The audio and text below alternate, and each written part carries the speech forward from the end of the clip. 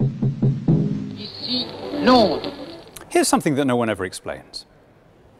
If it's true that women are being paid 15% less than men, why would anyone ever employ any men? I mean, think about it. You have two similarly qualified applicants for the same job. One of them is asking for a significantly bigger pay package than the other. It's kind of a no-brainer to take the more competitively priced applicant. Plainly, there's something more going on. We're getting into a great tizzy about these measures which conspicuously fail to address the real test of like with like. When you drill down, there is very little evidence of systematic discrimination. The case that caused the most upset was that of EasyJet, the low-fares airline, which was paying women around half of what it was paying men.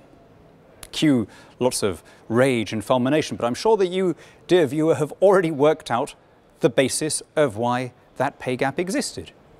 69% of the cabin crew working for EasyJet are women, whereas only 6% of the pilots are women. The men who push the trolleys get paid exactly the same as the women who do.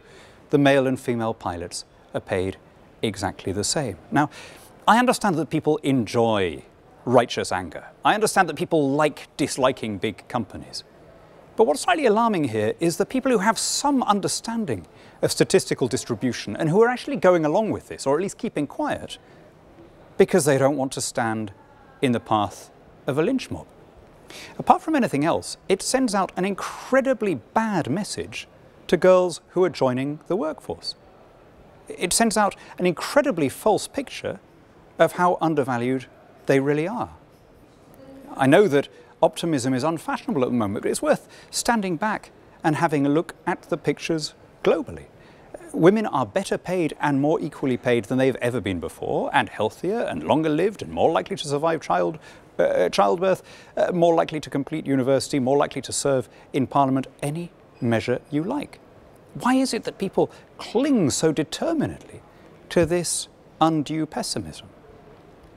I think that what's really going on here is an assault on the principle of free contract. So it's worth just restating what ought to be a foundational precept of a free society.